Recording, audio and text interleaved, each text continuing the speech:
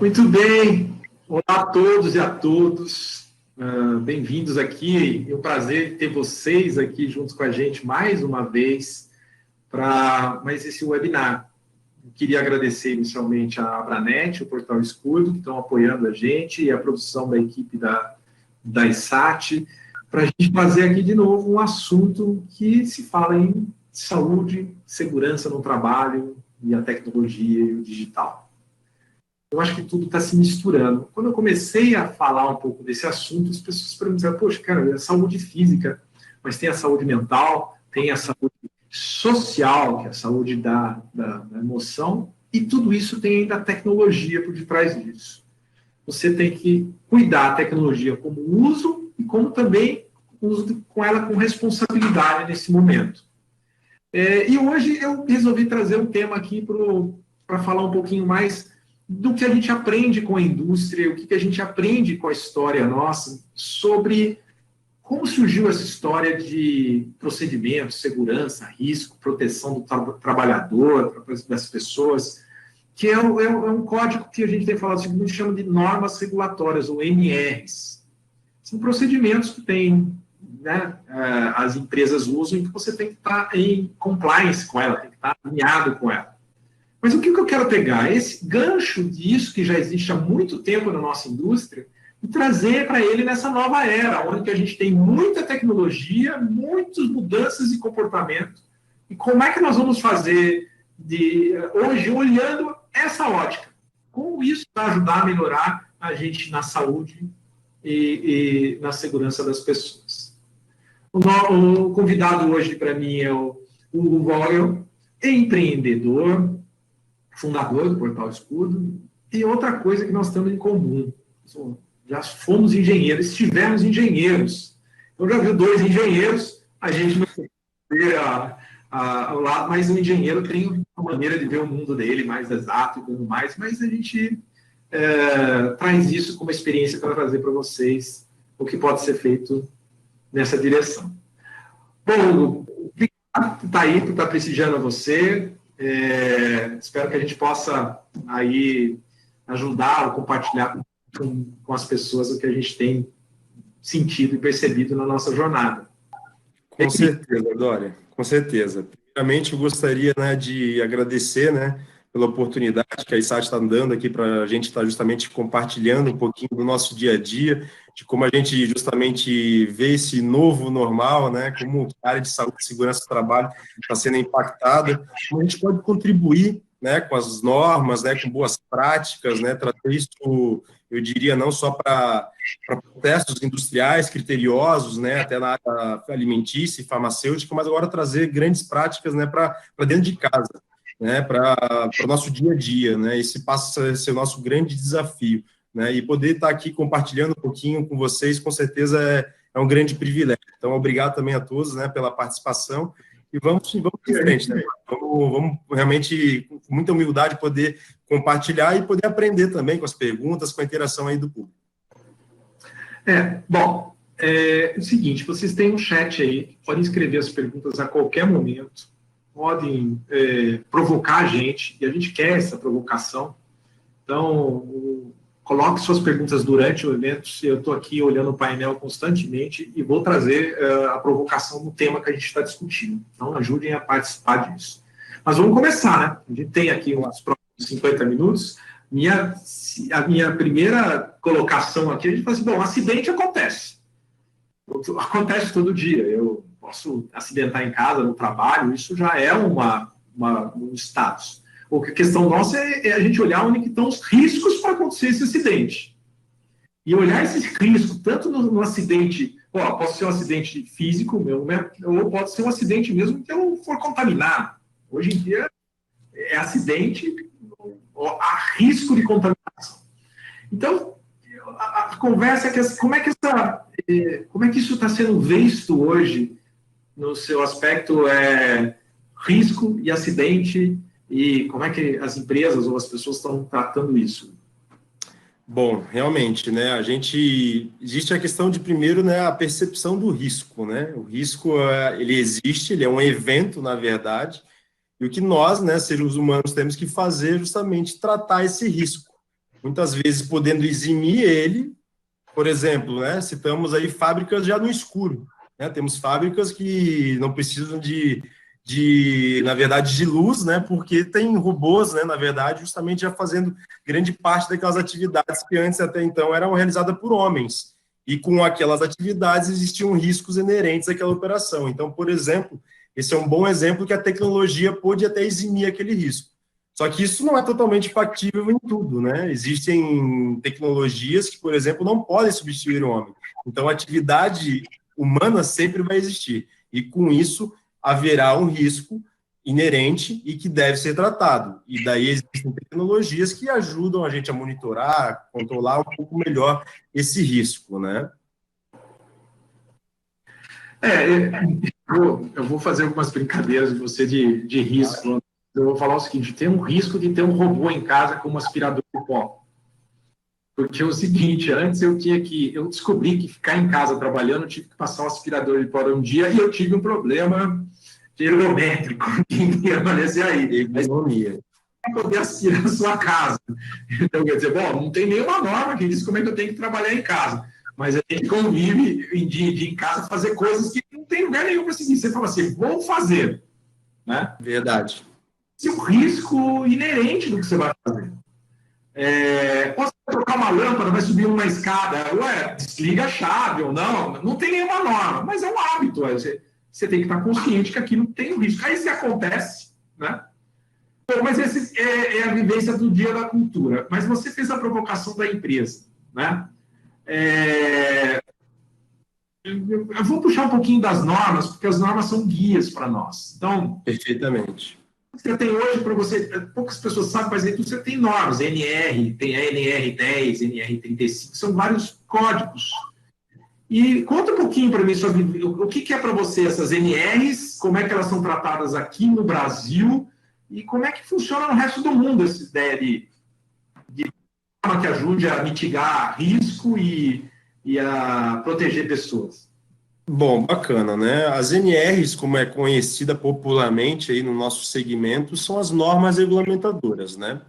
Elas foram criadas basicamente para dar um formato final às leis de segurança do trabalho, né? E elas foram feitas em forma de capítulos para facilitar, né, justamente o acesso àquele conteúdo. Então, por exemplo, né, nós temos atividades de riscos de natureza elétrica. Trocar uma lâmpada, por exemplo, como você citou, envolve a necessidade de um treinamento de NR10, porque você pode levar um choque elétrico. E uma coisa engraçada, uma pilha, por exemplo, ela pode passar uma corrente de meio ampere que pode ser o suficiente para parar o coração humano.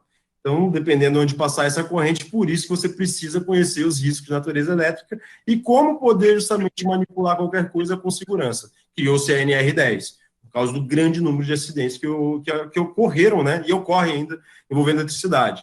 NR35 trata de trabalho em altura. Então, por quê? Por causa dos acidentes e números que aconteciam, criou-se a NR35, que ela ainda é derivada da NR18. Então, as nossas NRs, elas vão evoluindo a partir também de necessidades do mercado, aonde a comissão tripartite é a responsável justamente pela criação, pela análise, pela melhoria em fazer isso. E ela é representada por, basicamente, 3 classes: governo, empregadores e empregados, para justamente se desenvolver. E tem um forte, infelizmente ainda, influência política para a criação também disso, né? Então, até algumas pessoas já perguntam, cria-se rapidamente NRs? Não, é um processo bem lento, né? Mas hoje nós estamos já bem, eu diria, solidificados com as nossas normas regulamentadoras. O Brasil em si, ele evoluiu muito, né, com a criação aí já de mais de 36 NRs, né, para justamente atender segmentos específicos, né, e a gente continua ainda em processo de revisões, né, temia-se muito com o novo governo que iam se extinguir as NRs, né, matérias sensacionalistas falando, 90% das NRs irão terminar, então imagina, tem 36, só vai sobrar 3, o trabalhador não vai ficar amparado? Não, muito pelo contrário, pessoal, pelo que a gente tem visto realmente no mercado, existe uma evolução, por quê? Porque agora se considera as tecnologias educacionais, algo que até então existia um mito que era proibido, para justamente capacitar bem o trabalhador. Inclusive, um adendo aqui, tá? Um treinamento semipresencial ou EAD, por exemplo, ele tem muito mais critério de avaliação do que um treinamento 100% presencial, tá? No nosso segmento de saúde e segurança do trabalho, o que é um grande erro, e a gente tem buscado, lutado também para influenciar a comissão tripartite a fazer o quê? Criar critérios de qualidade para o treinamento, indiferente da modalidade. Nós não temos que ter preconceito aqui, não é briga de uma modalidade contra a outra. Aqui, na verdade, é complementaridade, é o que a gente precisa. Cada público tem um perfil de aprendizagem diferente. Né? Por isso que, inclusive, eu tenho muito entusiasmo, porque a gente trouxe essa visão, né, como eu sou engenheiro de produção, essa visão de produtividade. Eu tenho esse trabalho desde 2008, então estou aí já, minha barba já está ficando branca aqui, estou atuando já há bastante tempo, porque é um segmento que gera bastante preocupação. A gente está lidando aqui com cumprimento legal. Então, a gente precisa ter muito cuidado, né? Porque a empresa que a gente está atuando, a gente não pode botar um esqueleto dentro do armário, a gente está falando de vidas. A gente tem que garantir que o trabalhador volte com saúde e segurança para a sua casa. E agora, ficando mais em casa, nós temos que ter a preocupação de manter ele com saúde em sua casa. Não só sua saúde física, mas sua saúde mental, que é uma grande preocupação. E a gente tem visto que os médicos têm falado que o número de pessoas em depressão e ansiedade está altíssimo, altíssimo. Então, é uma grande preocupação e a gente tem que estar atento para promover isso, a nossa saúde, né, pessoal? Eu vou pegar, você falou um gancho assim, que uniu um monte de coisa que a gente estava conversando aqui, e dizer assim, a minha visão era que quem tinha preocupação com NR e tudo mais, basicamente era indústria, eram segmentos. Pode ser a área de indústria, fabricação, né? Eu vim de uma escola onde que a segurança estava na frente de tudo. Também vi um outro momento que são alguns segmentos, por exemplo, como você diz, na área de energia. Então, basicamente, as normas estavam para ajudar a dar um formato, um padrão para as empresas. Então, aquilo era uma questão de exigência de uma empresa. Então, para você ter auditoria, você tem que ver um monte de coisa. Então, no Brasil era norma. Acontece que a gente está saindo dos muros do trabalho, que não são só na empresa. Agora está na vida da gente. Né? Então, se olhando nesse aspecto, a gente começou a olhar que o ser humano ele precisa estar seguro com a saúde dele em qualquer espaço, não só na empresa onde ele trabalha, ou só na atividade que ele está fazendo. Quando a gente trouxe para o home office, ou como a gente traz normalmente para fazer uma troca de alguma tarefa que você faz na sua casa, na verdade, a gente nem imagina, mas para tudo acontecer, lá atrás a indústria se preocupou com normas e com tudo mais. E eu sei que as pessoas, pensando nas pessoas que sabem que isso já é uma norma, que é fiscalizado ou não, mas eu vou provocar você uma coisa que a gente estava falando. A gente fala em norma no Brasil, mas se eu sair do Brasil, como é que é assim nos Estados Unidos, na Europa? Como é que funciona? A indústria é obrigada a treinar? Existe um grupo que exige? Como é que funciona o resto do mundo isso? É uma ótima pergunta, né? E não é com muita felicidade que a gente acaba compartilhando isso, né? A questão da cultura do brasileiro é de cumprir, basicamente, o script e o papel. Como nós temos grandes empresas no Brasil, multinacionais, a gente traz essa cultura também para o nosso país, então a gente vivencia muito isso no mundo corporativo, de ter que cumprir, né, sem ter nenhum tipo de, por exemplo, caminho, né, um curto caminho, não cumprir uma legislação brasileira. Então, essas empresas multinacionais, elas são muito criteriosas, né, em relação à segurança jurídica. Estão certíssimas, né? Só que na Europa, diferente de nós, eles têm uma cultura de segurança. Então, eles sabem que é necessário investir num treinamento, por exemplo, de alta qualidade, para, por exemplo, capacitar seu brigadista, porque numa emergência ele vai estar bem capacitado. E bem capacitado eu falo justamente de uma combinação, tá, de estratégias de aprendizagem, e não apenas de um momento, um evento. Ele é contínuo. Então, nesse sentido, mais uma vez, né, nós, como até um provedor de tecnologia educacional, a gente não defende apenas a tecnologia como um único meio de formação de competência. A gente sabe que a prática é extremamente fundamental para habilitar o trabalhador a realmente atuar em qualquer atividade, não só, por exemplo, para atuar diante de uma emergência, mas principalmente no momento da prática, de eu fazer simulações, eu consigo verificar talvez um perfil daquela pessoa que não estaria apta numa emergência. Por exemplo, um brigadista, né, que tem medo de fogo, ele seria um bom brigadista, por mais conhecimento técnico que ele tivesse? Então, nesse sentido que o interessante, né, de a gente poder evoluir para entregar valor à sociedade é a gente contribuir com as diferentes competências e construir novas soluções inovadoras que entregam redução de custo, mas entregam também aprendizagem, para que o trabalhador possa realmente, eu diria, estar bem preparado para a diversidade, né?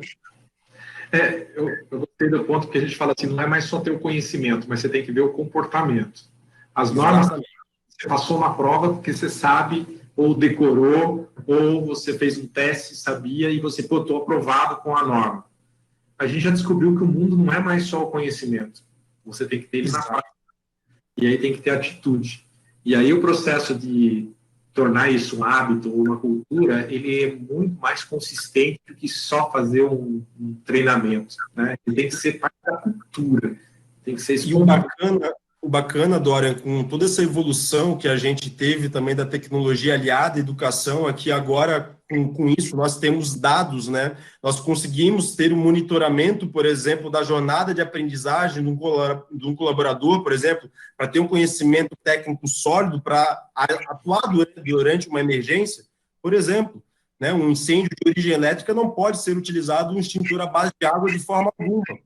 A gente pode verificar, por exemplo, esse déficit na aprendizagem, uma aprendizagem digital bem estruturada, para que no momento do treinamento prático, ou eu reforço durante o treinamento teórico também, então eu tenho subsídio de dados, e eu respeito o ritmo, a individualidade, que eu diria que é uma das grandes ganhos que nós temos daí realmente em contar com a tecnologia para os treinamentos obrigatórios. Porque geralmente, né, feito em turma, como que eu vou analisar o conhecimento da turma? Eu tenho que respeitar a turma. Agora, quando eu avalio o indivíduo e eu centralizo a prática, o treinamento necessário em realmente o que ele precisa saber fazer, na habilidade que ele precisa desenvolver, eu consigo ter um treinamento muito mais completo, né? Eu consigo realmente entregar um trabalhador muito melhor, né, para a organização, né?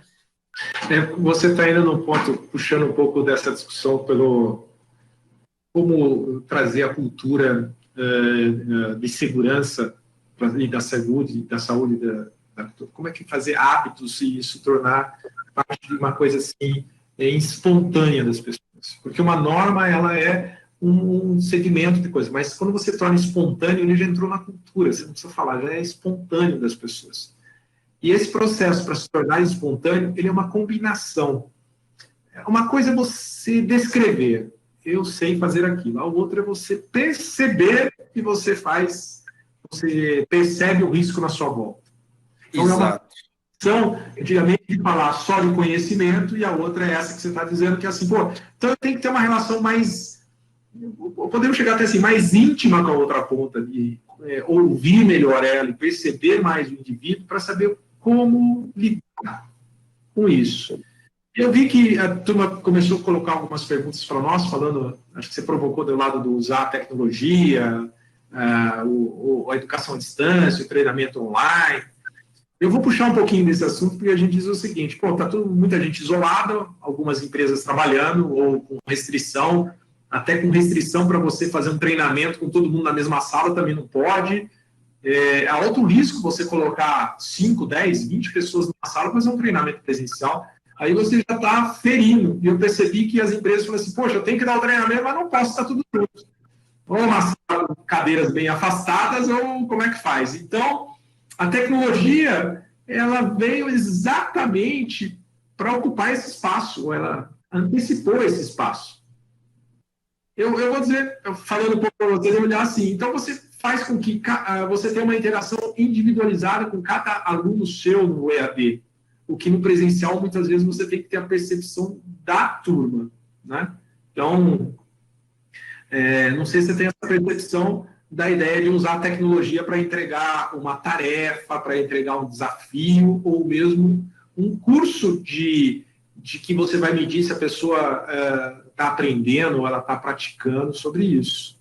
Faz sentido essa parte sua de levar o conhecimento da segurança e da saúde usando a tecnologia? Com certeza, né, pessoal? Realmente, eu diria, essa é uma das grandes, eu diria assim, realizações abrindo meu coração para vocês na carreira, e a gente poder aí de realmente entregar um conhecimento bem estruturado para milhares de pessoas, né? E ter um feedback positivo de 90% das pessoas falando que gostaram e recomendariam, por exemplo, para um parente, que é um indicador que a gente analisa, né? Então, e a gente poder medir pontos fracos no conhecimento, porque, como eu citei aquele exemplo, né? Um treinamento de brigada de incêndios, estruturado como se fosse um jogo de videogame, em várias aulas digitais. Ele só consegue liberar aquele cadeado da aula digital sucessiva a partir que ele prova que tem o conhecimento. Então, no brigadista, por exemplo, a sua aula digital número 1 é o conceito do fogo. Se ele não souber quais são os 4 elementos necessários para a existência do fogo, ele não pode ir para a aula digital número 2, que fala de métodos de extinção, onde ele descobriria em seguida qual seria o melhor extintor de incêndio a ser utilizado naquele, por exemplo, incêndio, por exemplo, num painel elétrico.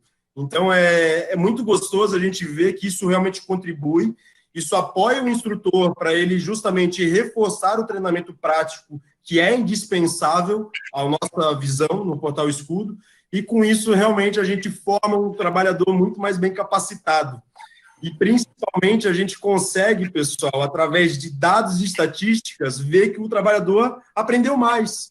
Então, não é que aquela briga de novo, presencial versus o EAD, não. É o complementar. É isso que realmente forma uma capacitação sólida. E realmente é muito gostoso a gente ver que realmente essa crença traz resultados para a organização.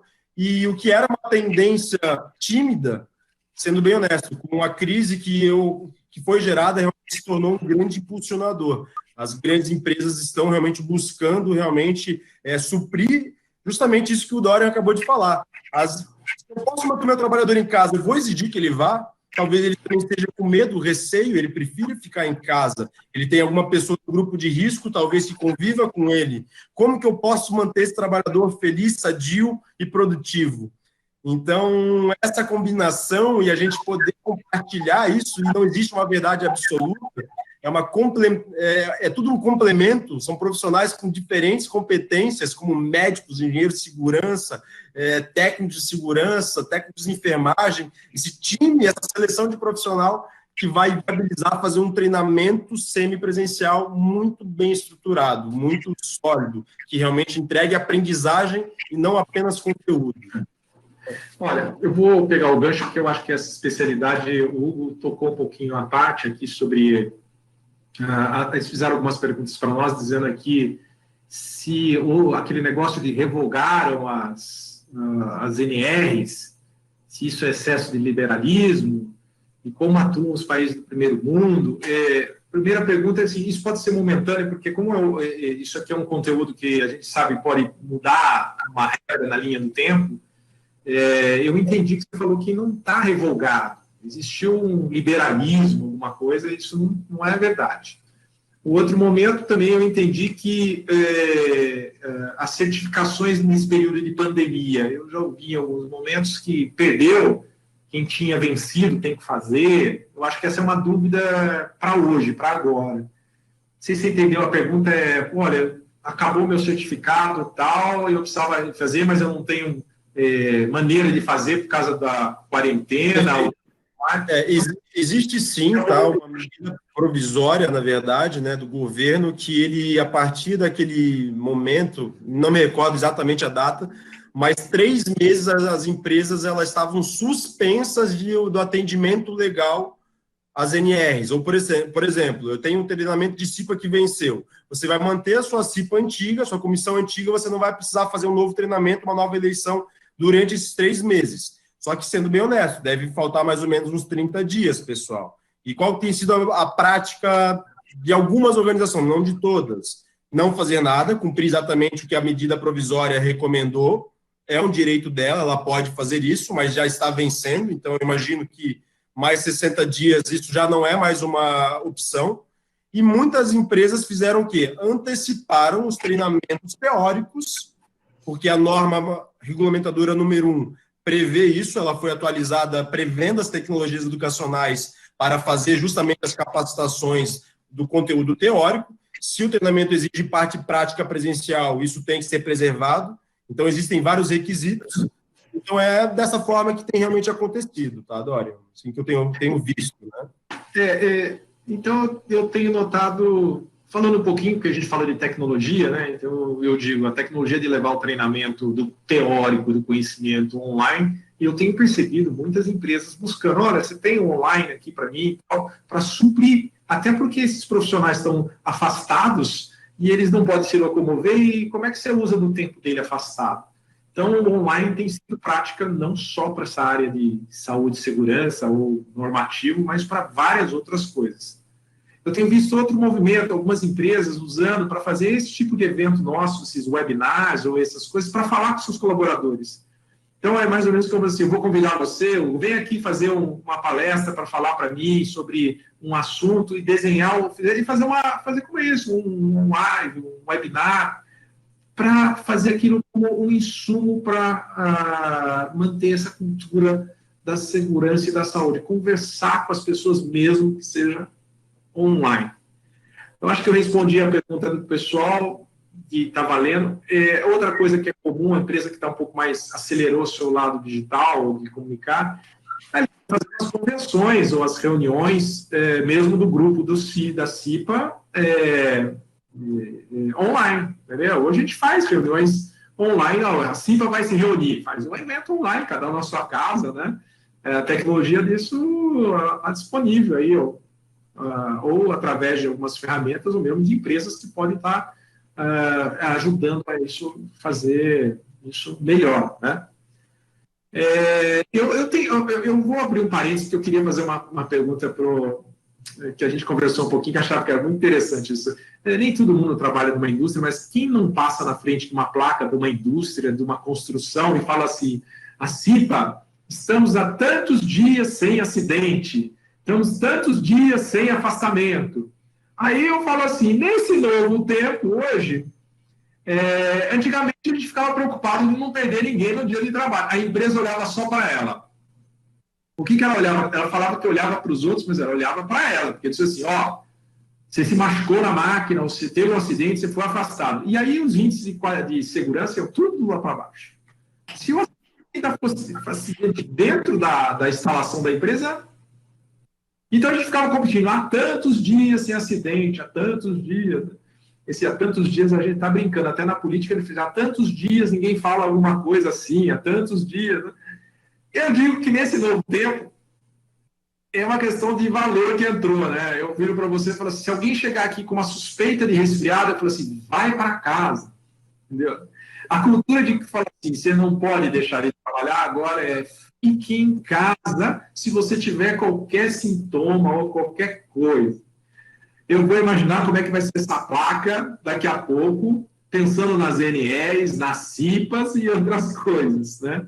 Como é que você vê isso? Porque hoje, né, a gente vem de uma indústria... É verdade, né? Hoje a gente vive agora realmente, eu diria de uma forma positiva, um grande contágio pelas boas práticas, né? Só que a gente vê também iniciativas diferentes, né? Às vezes, né? Por exemplo, né? Eu estou localizado aqui em Blumenau, Santa Catarina, né? Nós estamos lidando com a crise do Covid, eu diria de uma maneira que não foi bem vista internacionalmente, porque o nosso shopping aqui apareceu, por exemplo, sendo aberto um instrumento de sopro, né, sendo utilizado para comemorar a abertura do shopping, porque o empresário estava desesperado para abrir, devido justamente à crise financeira que vive, devido à crise.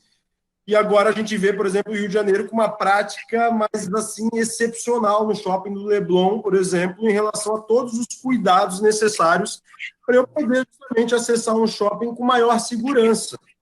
Então, a gente vive realmente agora um novo mundo que a boa prática de higienização, as boas recomendações internacionais, as normas que estão sendo consolidadas por médicos, especialistas, realmente a gente precisa colocar isso em prática no nosso dia a dia, né? Então, eu vejo de uma forma muito positiva, na verdade, porque talvez essa provocação traga para nós uma conscientização e uma percepção maior dos riscos que existem, e a gente passe realmente a preservar mais a nossa saúde. A gente está sofrendo agora, mas será que a nossa alimentação, quando a gente tem uma alimentação ruim, né, a gente também não está fazendo mal para a nossa saúde? A gente tem que atuar na prevenção. é ali que é o caminho. Essa é a estratégia, é a prevenção. Então, a crise, por um lado, ela nos motiva o ser humano a se fortalecer. Então, eu vejo assim, desculpe, é claro, é lamentável o número de mortes, a dificuldade, tudo isso a gente não pode esquecer e deixar de lado, mas ela vai fortalecer realmente o ser humano para a gente poder realmente, eu diria, viver com mais consciência e responsabilidade, para a gente poder realmente garantir aí o nosso futuro, inclusive, e das próximas gerações, né? Eu vou pegar o gancho do shopping, porque acho que, pô, eu não fui no shopping e também nem pretendo ir tão cedo, mas eu achei engraçado essa história do dia que é local. Eu fui no supermercado, claro, fizeram lá um termômetro na minha testa. E eu, moça, assim, diz uma coisa para mim, você já pegou alguém com a temperatura alterada? Ela falou assim, nunca peguei, desde que eu comecei a fazer isso. Aí eu fui na interpretação, porque eu falei assim, pô, isso podia ser uma norma, mas não é uma norma, é uma diretiva ou é alguma decisão que a justiça colocou, agora é assim. Então é mais ou menos bem de cima para baixo, ninguém estudou se era certo ou não, vai falar, ó, todo mundo tem que comprar a maquininha e medir a temperatura. Aí tudo bem, eu sou favorável de fazer, mas a gente está entrando no psicológico, porque se a pessoa sabe que ela vai ser medida a temperatura, que ela vai olhar, bom, você tem que estar ciente que você não vai sair de casa se você estiver sentindo mais ou menos ou estiver com febre. Então, a gente faz um procedimento... Responsabilidade com o próximo. É uma linguagem subliminar para dizer o seguinte, não saia de casa se você estiver doente. É só isso que eu vejo que engenheiro não consegue entender isso. Eu vou para engenheiro, olha e fala, né? E o do shopping, eu acho assim, é como se tivesse uma norma já válida para nós, porque ela não é a norma. Reuniram todos e falaram assim, vamos fazer uma diretriz. Ninguém foi certificado, ninguém foi fiscalizado, ninguém foi nada. Fizeram a diretriz e falaram assim, você tem que seguir isso. E aí você entra no shopping, distanciamento, tem todas aquelas regrinhas. Aquilo, na verdade, é uma norma, no modelo antigo, aplicada ou disseminada na cultura das pessoas indo no shopping. Perfeitamente. A conexão da norma com o que do hábito que a gente faz está aí, né? Eu não sei Exato. Como é que é o shopping, mas é uma coisa até engraçada, né? Uma sensação que, enfim, né? A gente está aprendendo com isso. E uma norma, por exemplo, quando você faz, você demora um tempão para fazer, e quando aplica, pô, para aí, para você revisar uma norma, para você fazer alguma coisa, demora muito tempo, né? E a gente está aprendendo a cada dia, né? É verdade, é verdade. O governo, em particular, né, pegando um gancho em relação a esse tema, ele tem feito até uma fiscalização nas empresas, né, de uma forma indireta, né, e perguntado para as empresas em relação a como ela tem abordado justamente o risco do Covid. Então, eles têm feito isso também, para justamente verificar se, por exemplo, não vão até fazer uma intervenção na atividade da empresa. Então, ela precisa... Não existe uma norma regulamentadora para a Covid? Não existe. Mas existe já agora um bom senso que eu preciso estar utilizando de boas práticas internacionais, com base em referências, para eu minimizar o risco de contágio dentro da minha organização. Então, sim, a gente... Mas, mais uma vez, né, Dória, a necessidade impondo ao homem ele se adequar realmente a uma boa prática, talvez. A gente deveria lavar a mão com mais frequência, sim. Né? Quantos de nós, né, infelizmente, eu trabalhando na área de saúde e segurança do trabalho já há tantos anos, acabei, às vezes, fatalmente esquecendo de lavar as mãos para uma refeição. Agora, dificilmente eu esqueço. A dificuldade impondo a gente realmente uma mudança de conduta, né? E ajudando a gente a perceber o risco melhor. Então, é um trabalho contínuo que envolve não só na organização, mas dentro de casa, a gente executar para justamente não acontecer, inclusive, esses acidentes domésticos, né, que acontecem, né? A gente vê, por exemplo, prédios muitas vezes pegando fogo por um simples, por exemplo, um conceito de uma pessoa não ter um mínimo de capacitação para combater aquele princípio de incêndio. Extintor de incêndio que está no corredor, se você sabe utilizar, puxar o pino, você sabe o básico, você poderia atuar no princípio daquele incêndio e evitar um incêndio num edifício que pode matar muitas pessoas. né? No tal digital hoje, você vê um incêndio, vê alguma coisa, você tira o seu celular da mão, vai lá tirar foto do incêndio e manda para alguém para dizer, tá pegando fogo. A iniciativa vem mais dessa do que você apagar o fogo, não é? Eu não sei, é a vida digital que a gente tem. É verdade, infelizmente. Eu andei respondendo indiretamente algumas aqui, ó. Tivemos aqui do Roberto Ferreira, da Márcia, do André, temos aqui do Fabrício, temos aqui do Cláudio Marcolini, um amigo aí, meu mentor de muito tempo aqui dentro. E eu vou trazer alguma coisa. Eu acho que essa pergunta, assim, o Fabrício pergunta para a gente, na opinião de vocês, essa expectativa esperançosa do nosso próximo normalidade no futuro. Como é que você está pensando essa normalidade, né, ou esse novo normal, e quando isso vai acontecer? Eu queria a sua opinião, depois eu... Isso é uma coisa que a gente está construindo ainda, né? É uma coisa que a gente está se adaptando, a gente está buscando, na verdade, eu diria, cada mês entender como será o mês seguinte. Como que está sendo a tendência, o comportamento, a aderência, por exemplo, às mudanças de hábitos, né?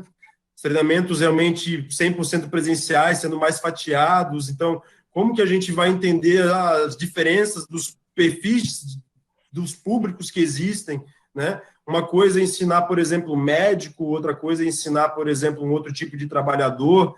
Então, a gente precisa acessar com engajamento, né, esses dois públicos. Então, é um grande desafio que já existia, e nós, da área também de treinamento e desenvolvimento aliado à área de saúde e segurança, temos esse grande desafio para poder construir em conjunto, compartilhando com vocês, as pessoas que formam a melhor, eu diria, opinião a respeito. O que eu posso achar, por exemplo, pode ser relevante ao público que a gente quer capacitar. Então, né, eu diria uma engenharia reversa, a gente fazer testes rápidos, validar qual é o melhor modelo, para a gente poder adequar a ferramenta, a tecnologia da melhor maneira para vocês, né? Mas isso se dá justamente através de feedback, né? Então, a tecnologia, mais uma vez, é um grande aliado, porque ele gera dados. E hoje, se você pega qualquer grande organização, ela quer salvaguardar aquele dado, às vezes ela nem sabe por quê. E, nesse sentido, a gente contar realmente com essa evolução, essa progressão que ocorreu devido à crise, né, de saúde, as tecnologias educacionais entrar realmente muito forte no mundo corporativo e também dentro de casa. Afinal, agora a gente pode ensinar um primeiro socorros básico dentro de casa, a frequência correta, por exemplo, da massagem cardíaca. É claro que não é a mesma coisa que fazer uma ressuscitação cardiopulmonar numa pessoa, mas eu posso deixar ela um nível de conhecimento muito próximo para ela desenvolver muito bem essa habilidade.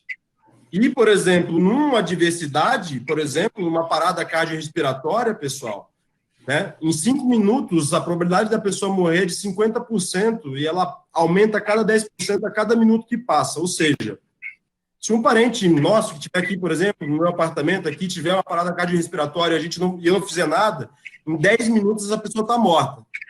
Agora, se eu souber fazer essa massagem cardíaca da maneira adequada, eu posso salvar essa vida. Então, realmente, o conhecimento, realmente, ele pode salvar vidas. E, nesse sentido, a área de segurança, ela não deve ser vista como uma obrigação legal dentro das empresas, né? E sim um instrumento de valor, como é a nossa ética, a moral, né? É uma preocupação irrevogável, né, com a saúde e a segurança das pessoas. Então, a gente poder atuar para ajudar nesse sentido, nesse propósito, é muito nobre. E, realmente, eu me sinto privilegiado de estar realmente já conseguindo, através da ferramenta, o escudo, das nossas tecnologias educacionais, em parcerias com a STAT, por exemplo, em poder promover isso para milhares de pessoas, né? Bacana, muito bem. Gostei dessa colocação sua, porque a gente está falando o seguinte, a gente tem que tirar a responsabilidade que a gente fala, dividir os papéis, né? Se é o governo ou é a empresa, e olhar que nós somos responsáveis mais pela segurança e saúde. A gente tem que ser mais o protagonista de ir lá e resolver. Uma coisa é ser obrigado a fazer um treinamento desse, porque você acha que vai salvar a vida. Outra coisa é ter o treinamento e você não vai dar tempo, se acontecer um acidente em casa, para você pesquisar e depois tentar salvar. Porque depois que você assistiu o vídeo no YouTube e não soube procurar, a pessoa já foi, né? Então, então o conhecimento está disponível, mas a gente tem que trazer a responsabilidade da gente sendo mais responsável quando a gente vai fazer alguma coisa. E eu vou dar só um ganchinho na resposta que falou assim, quando você acha que vai terminar isso, o novo normal? Quando? Eu vejo, eu tinha um estudo, vou publicar um artigo lá no meu LinkedIn um pouquinho sobre esse novo normal. Ele tem 3 estágios que eu vejo e cada atividade pode estar tendo o seu desafio. Tem o primeiro que foi o trava tudo, fica trancado em casa e depois tem um segundo que assim vai se afrouxando, vai liberando devagarinho essa volta. Já passou o pico da curva.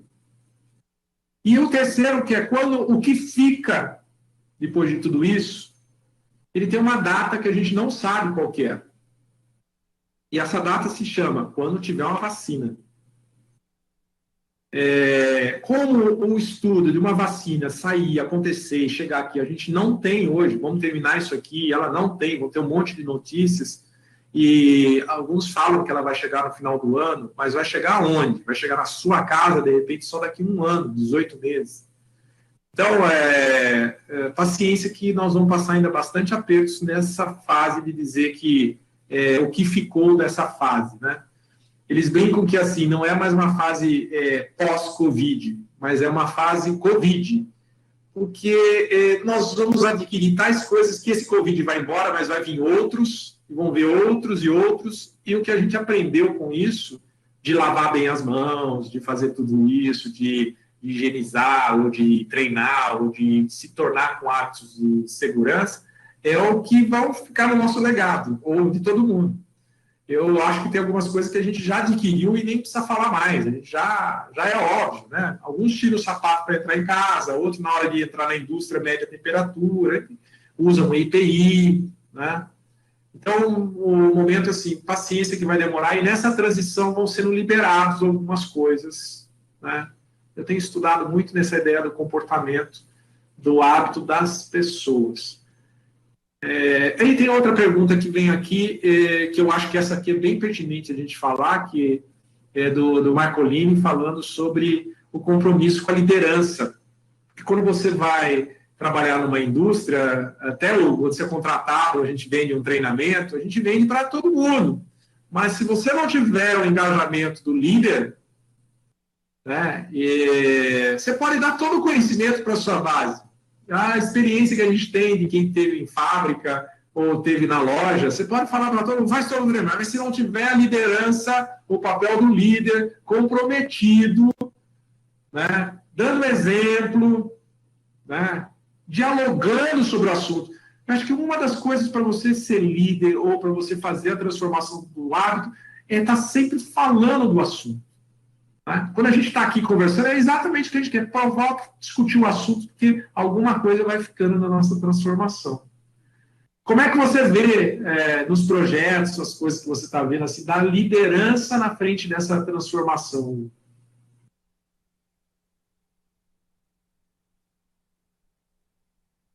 Você desligou o som.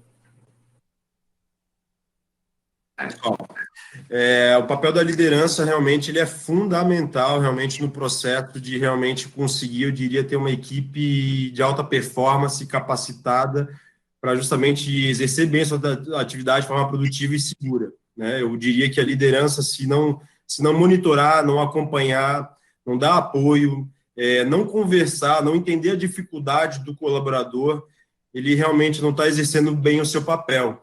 E, infelizmente, a chance ao fracasso daquela iniciativa se torna alto, né? E, às vezes, isso pode ser algo muito ruim para a organização, porque depois de uma tentativa, por exemplo, né, de desenvolver um programa diferenciado, né, de capacitação, provavelmente essa empresa não vai dar um novo apoio, ou não vai entender por que aquilo deu errado.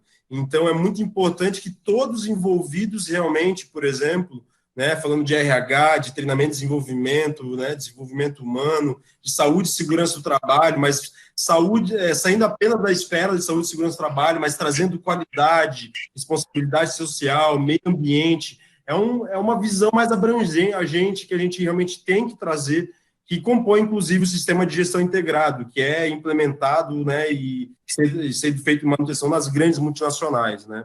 Então, nesse sentido, né, Dorian, a gente precisa realmente garantir que essas boas práticas realmente evoluam e a gente possa disseminar isso realmente para o maior número de organizações, ter a oportunidade de usufruir disso, né. A gente gosta muito, trabalha muito com liderança e assim, ser líder, né? A gente tem uma equipe aqui e a gente lidera na nossa casa, lidera na nossa empresa. Mas eu noto muito que as habilidades do líder, a gente fala até um líder novo líder, ele tem que ter as mesmas habilidades que ele tinha no presencial, não no remoto. Ele tinha a mesma. Então ele tem que ter ouvir, ele tem que dar um feedback, ele tem que perceber o exemplo. Todas as atividades que vocês têm de liderança, naturalmente, não vão se resolver só com o tema saúde e segurança, mas ele tem que ser líder por natureza. Se ele é um bom líder, o que a gente tem que fazer do líder? Colocar na pauta a perspectiva da segurança e da saúde. Da segurança, da saúde e da tecnologia nisso. Se isso entrar na maneira da pessoa ver o dia a dia dela, ela chegar para fazer uma atividade, escolher, priorizar as coisas que ela tem feito, ela vai ser um líder conectado com esse momento que a gente vê de segurança e saúde. Acho que esse se é uma dica, tem que conversar. Agora, a gente tem um líder que é específico, que é aquele especialista da saúde e segurança do trabalho. Eu acho que esse especialista ele tem que dar os exemplos e multiplicar entre os líderes do que ele está falando. Porque você pode ter um líder de varejo, de venda, no comércio, você pode ter um líder administrativo, você pode ter um líder da industrial, enfim, as atividades hoje estão todas espalhadas. E a saúde e segurança não é mais de uma pessoa só. Ela é de toda a organização e das pessoas que estão à volta dela. Então, acho que a liderança, se eu ajudei a dar minha visão um pouco sobre mexer com a liderança, acho que esse seria o ponto. Olha, nós estamos perto do final, né? Tem mais uns minutinhos aqui, acho que dá para fazer mais uma pergunta aqui. Eu estou olhando um pouquinho do lado, porque desde colocar o teleprompter bem na minha frente, ele está bem aqui assim. Então, de vez em quando eu olho para ler uma resposta para vocês, né? Você vê que eu não sou televisão, então eu não tenho aquele ponto que coloca aqui, né? Eu abri o canal da televisão, tem um ponto, né? Você vê o cara lá com o negócio no ouvido e ele fala, faz a tal pergunta. E eu não tenho esse recurso, nós não temos esse recurso agora. Então, a gente está aprendendo junto, né? Estamos construindo. Se for o ponto, alguém falando, mas enfim. A gente acabou entrando um pouquinho nessa história dos atos de Covid e tudo mais, porque a gente fala, bom, vai ter uma ENR da Covid? Né? A turma pergunta, e aí? Alguma coisa vai sair disso no meio de todo esse momento, porque nós estamos falando da saúde, né? O processo de elaboração de uma norma ele é bem engessado e lento, visto que envolve, né, interesses políticos de diferentes classes, né? E a gente vive um momento agora de instabilidade política, de priorizar, por exemplo, a saúde e a economia. Então, no curto prazo, eu diria que a gente não vai ter uma ANR específica para a Covid, não. Mas a gente, sim, tem protocolos, medidas para serem cumpridas pelas empresas, para elas poderem justamente atuar seguindo justamente o mínimo protocolo de segurança. Então, isso, sim, pode ser criado, né, justamente uma norma, uma nota técnica, um aditivo, enfim, uma medida provisória, mas uma norma específica, realmente, eu acho muito difícil, tá, pessoal, de a gente ter no curto prazo, né? Eu vou fazer até aquele meu jabá, né? Meu jabá é o seguinte, a gente trabalha com tecnologia, a ISAT trabalha com tecnologia educacional, o Portal Escuta tem uma parceria aí. Eu digo assim, a gente tem todos os cursos de normas NRs, CIPA, Brigada de Incêndio, tudo aquilo lá, como conteúdo. Isso é o meu jabá. Mas ali no meio eu coloquei assim, nós temos um curso de Covid, não é NR, mas eu posso ter um curso de Covid para o cara da saúde, um curso de Covid para o cara do comércio. A gente está à frente, eu não vou esperar o governo discutir se vai fazer. Exatamente. A responsabilidade, não vamos esperar o governo, vamos fazer a nossa parte, porque se o outro lado tornar consciente que aquilo é importante, vamos disseminar boas práticas e conteúdos. Que Exatamente, Dória. Porque hoje a gente o nosso catálogo está em expansão justamente para tratar essa realidade. A gente os clientes solicitam também treinamentos para Covid. E daí nós reunimos um time de especialistas, né? Porque o modelo de negócio Portal Escudo hoje reúne empresas e hospitais, né, saúde e medicina ocupacional, empresas de treinamentos. Então nós temos um grande realmente relacionamento com os principais especialistas para desenvolver realmente um conteúdo muito sólido que realmente entregue aprendizagem para o colaborador ter uma conduta proativa em casa e também no seu trabalho. É muita desinformação que a gente existe e as pessoas leem muito superficialmente. E a gente sabe que o processo de superficial, a opinião é fraca, a um ponto que você tem que ir para praticar uma coisa mais profunda e uma base, eu digo mais científica, que é a linha a educacional para passar o conhecimento e a verdadeira. Porque cada dia eu escuto uma coisa, pessoal, de manhã o cara fala, se você tomar água com limão antes de ir no banheiro, você vai ficar mais imune. O outro fala, se você pegar a bala e tudo mais, se você tomar tal remédio, você não vai ter... Para, pessoal, isso aí é um momento de histeria, e quando a gente fala em saúde e segurança do trabalho, o que vai acompanhar a gente nisso é o que vai ficar na nossa cultura da segurança, que já está sendo trabalhada. A gente já pensa coisas antes de fazer no lado da cultura. Tá? É verdade.